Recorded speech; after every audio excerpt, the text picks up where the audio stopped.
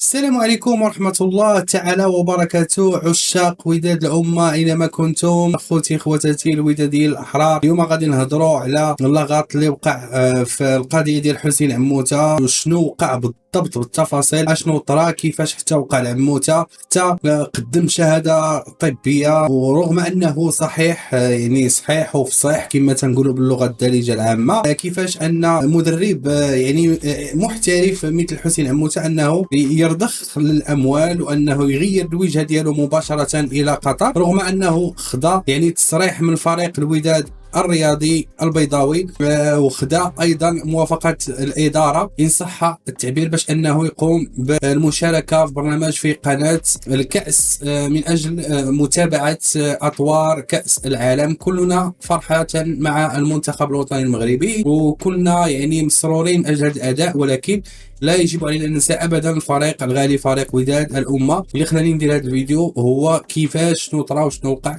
حتى تطورت الاحداث بهذا الشكل، وبالتالي الحسين عموتة خارج اسوار الوداد. شكون هو البديل؟ كيفاش طرا، شنو وقع الحسين عموتة، هادشي كله اللي غنشوفوا هذه الحلقه من بعد الانترو.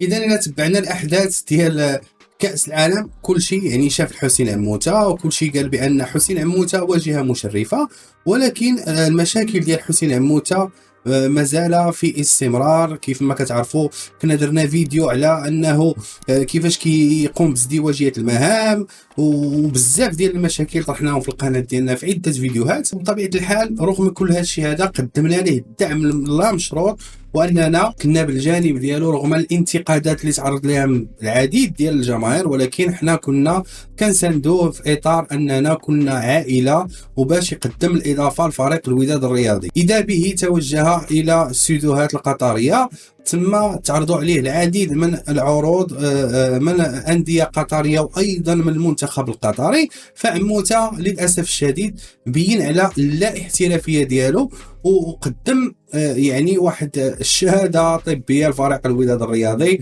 يعني هذا الشيء ذكرني فاش كنا كنقراو في الكوليج، كنا كنقدموا شهادة طبية للإدارة ولا للحارس العام، من بعد كيشوفك الاستاذ ولا المدير في الزنقه، فما بالك عموته يعني كيدوز امام الملأ في برنامج استوديو تحليلي. فبالتالي هنا خاص الرد يكون رادع للمدرب حسين عموته، ولا يجب التساهل معه بتاتا. يعني فريق الوداد الرياضي انه ثبت لا حضور ديالو عن طريق عون قضائي باش يثبت المصداقيه والحق ديالو في يعني في هذا الشيء اللي عجبني. ما بقاش داك التساهل وداك الاسترخاء بن سعيد الناصري، وهذا الشيء اللي فرحني صراحه، لان الاداره بالدور ديالها كتقوم على اكمل وجه، يعني كتقوم بالدور ديالها على اكمل وجه. فما خصناش نتساهلوا مع هذا الشيء هذا، باش يكون هذا الشيء عبره للناس اللي غادي يجيو ويبغيو يصغروا او لا يسقزموا من فريق الوداد الرياضي، اللي هو فريق كبير وعنده امجاد وعنده تاريخ، وهو الممثل الاوحد في العشر سنوات الاخيره للكره المغربيه، خصوصا انه توج في 2017 وفي 2022 بعصبه الابطال الافريقيه. فهذا الشيء هذا كامل كيخلي ان ضروري من اننا نرقاو حتى في العقول ديالنا وحتى في الاداره ديالنا لهذا الفريق هذا. فبالتالي كنوجه رساله الى الاداره والى الرئيس النادي سعيد الناصري بانه ما يستاهلش، وعموته ما بقاش مرغوب فيه في اداره نادي الوداد الرياضي. وانا كمشجع اشجع من القلب الى القلب. هذا الراي ديالي، الراي ديالكم انتم قولوا لي في التعليقات ونقدروا نناقشوه على نطاق واسع، في انتظار دائما استمرار برنامج وداد العائله. كما قلت لكم عموته نهالوا عليه العروض، وبكل سهوله رضخ الاموال ديال هذا الفريق. فانا بالدور ديالي كنبغي انني نقول لكم بانني انا كمشجع ما بقيتش باغي هذا المدرب هذا، وفريق الوداد الرياضي كبير على اي لاعب او على اي مدرب. ف كانوا الناس كيقولوا بان لا راه كاين الخلفي، كاين الادريسي الى غير ذلك. فالوداد كبيره، على هذا الشيء هذا. السؤال اللي كيطرح النفس ديالو نفسه هنايا في هذا الموضوع هذا، شكون هو البديل؟ شكون اللي غادي يقدر يجي بلاصه عموته ويكون رجل المرحله؟ كيف ما قلت لكم انتم قولوا لي الاراء ديالكم في التعليقات. من بعد هذا الحديث هذا اللي درت معكم الشيق، الراي ديالي تجربه، عندنا تجربه ناجحه فخصنا نكرروها وخصنا نعاودوها. كانت عندنا تجربه ناجحه ديال مدرب اللي هو شاب، اللي هو مدرب متعمق اللي عطى روح العائله وعطى روح يعني كما تنقولوا حنايا، عطى واحد الروح كبيره للاعبين باش يكونوا يعني اخوان ويكونوا مجموعه وعائله باش نقدروا نديو الالقاب، وخرج منهم 200% من المستوى ديالهم ماشي غير 100%. فبالتالي كانت عندنا تجربه ناجحه، فراه خصنا مدرب يكون شاب على نفس المنوال ونمشيو على نفس التجربه الناجحه باش يكون واحد الاستمراريه ويكون واحد النجاح ويكون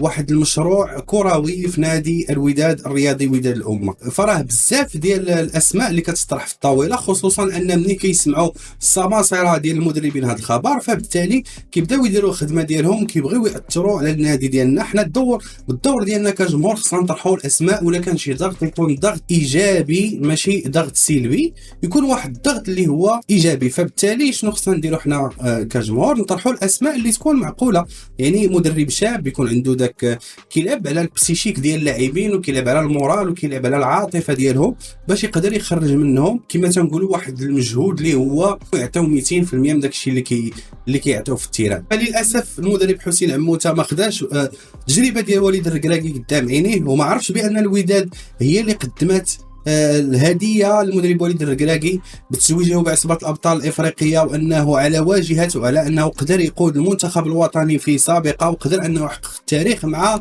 المنتخب الوطني المغربي. ما قدرش يمشي على نفس المنوال ديالو. كاين اللي ما كيهموش النجاحات وكاين اللي ما كيهموش الانجازات التاريخيه وانه يقدم الشيء الكثير للبلاد ديالو، وكاين اللي فقط كيتبع المال من اجل المال بدون قيمه لهذه البلاد هذه. للاسف الشديد ما بقاش احترام، ما بقاش كبرياء ديال احترام الانديه الكبرى. فبالتالي اللي بغيت نقول لكم انايا كمشجع، عطوني الاراء ديالكم في التعليقات ونناقشوا بواحد الاسلوب اللي يكون حضاري ومحترم. ما تنساوش انكم ديروا لايك الفيديو لانكم وصلتوا حتى لهنايا. ما تنساوش تشاركوا في القناه وتبارطاجيو الفيديو على نطاق واسع باش توصل الرساله لجميع الاخوان والاخوات الوداديين الاحرار. كان معكم اخوكم اسماعيل، السير على الله.